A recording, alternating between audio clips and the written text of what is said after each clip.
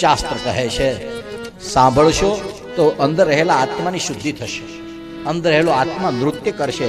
એટલે પહેલી શરત છે શ્રોતવ્ય, સાંભળો. પછી સાંભળો એ એકલા માટે ન રાખો, કીર્તન કરો. કીર્તન કરો. ક્યારે કરવાનું કીર્તન? કીર્તન કરો જવાની મેં બુઢાપા કિસને દેખા હૈ.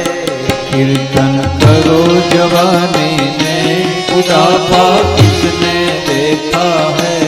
कीर्तन કરો જવાની મેં બુઢાપા કિસને દેખા. कीर्तन करो जवानी में बुढ़ापा किसने देखा है. ગૌઢા થાય કે ન થાય એની કોઈ ગેરંટી? ગૌઢા કોને કહેવાય? કીધું જેની ઉંમર વધી ગઈ એને ના આળસ બહુ ચડતી હોય એટલે ગૌઢા થઈ ગયા. મન જોવાનું, તાળી પાડવાનું મન ન થાય, ગાવાનું મન ન થાય, ઊભું થવાનું મન ન થાય, નાવાનું મન ન થાય, ક્યાંય જવાનું મન ન થાય. સમજવાનું હવે ગૌઢા થઈ ગયા. 80 વર્ષે જો હવાના પરમાં સ્વામિનારાયણ મંદિરના પગથિયા ચડી જતા હોય તો હજી ગૌઢા ત્યાં નથી. 70 વર્ષે હવાના પરમાં ઠાકોરજીની સન્મુખ થઈ જવાતું હોય તો સમજો હજી જવાન છીએ. એટલા માટે થાય છે ત્યાં સુધી કરો, પછી કોણ જાણે કેમ થાય. એટલે તાળી પાડો. कीर्तन करो जवानी में बुढ़ापा कीर्तन करो जवानी में बुढ़ापा किसने देखा है. हाथ हुए बेकार ताली बजाने को लाचार.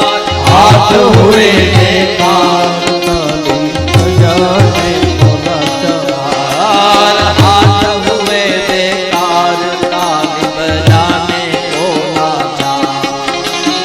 हाथ हुए बेकार ताली बजाने को लाचार. ताली बजाओ जवानी में बुढ़ापा किसने देखा है. ताली बजाओ जवानी में बुढ़ापा किसने देखा है. ताली बजाओ जवानी में बुढ़ापा किसने देखा है. बुढ़ापा किसने देखा है. ભગવાન એટલા માટે ગઢપણનું કાંઈ નક્કી નથી ક્યારે હાથ પગ ચાલતા બંધ થઈ જાય એનું કઈ નક્કી નથી. દર વર્ષે ભગવાન જ્યારે જ્યારે અવસર મળે જ્યારે ત્યારે તાળી પાડો, નૃત્ય કરો, કીર્તન કરો. આ કાલ શું થવાનું છે એની રાજા પરીક્ષિતને નહોતી ખબર અને અમને નહોતી ખબર ને તમને ખબર નથી. તમને કોઈ ખબર હોય તો મને ખબર નહીં, પણ મને તો ખબર નથી એટલી પાકી ખબર છે. ભગવાન એટલા માટે વારા ઘડી આ જો અહીંયા અમારે બેઠા છે અમારે જાગૃત હનુમાનજી વાળા 13 વર્ષ એક ધરી એટલે જ કથાઓ કરી કે કોને ખબર પોર થાય. એ કે પોર નહીં કરવી એમ કરીને ઉપર 13 વર્ષ લઈ લીધા કે કરો કરો. એ તો ઓલા કોરોના વાળા એ કાટલો પકડ્યો તો વળી 2 વર્ષ બંધ કરી. એ કે પોર આપણે હું એમ કહું ને કે આપણે ઓણકું જવા દઈએ એમ નહીં કે આપણે પોર જો હોય કે કર નાખીએ. તો એ જુઓ કીર્તન કરો જવાની મેં बुढ़ापा किसने देखा है. માવજી બાપા દોડ્યા દોડ્યા આવતા માથે ટોપલો લઈને. ત્યારથી હવે પગ ધીમા પડ્યા ત્યાં સુધીની મારી એ યાત્રા છે. નહીં મારી પહેલી વહેલી કથા હતી ત્યારે એ મંડળી બધી કાનૈયો બધીઓ બધું લઈને. એટલા માટે ભગવાન અહીંયા કથા કરવાનું એક કારણ એ પણ છે ભગવાન આ ગામ સાથે આ માટી સાથે આ લોકો સાથે ઘણી બધી યાદો છે અને એટલા માટે એ બાને બધું તાજું થાય. ભગવાન आंख हुई बेकार हरि दर्शन को लाचार. आँख हुई बेकार हरि दर्शन को लाचार. એટલા માટે દર્શન કરો જવાની મેં बुढ़ापा किसने देखा है. દર્શન करो जवानी में बुढ़ापा किसने देखा એટલા માટે है. કીર્તિતવ્યશ્ચ સુખદેવજી કહે શ્રોતવ્ય કીર્તિતવ્યશ્ચ અને કીર્તિતવ્ય પછી ભગવાન હજી એક સ્ટેપ આગળ વ્યા જાઓ સ્મર્તવ્ય.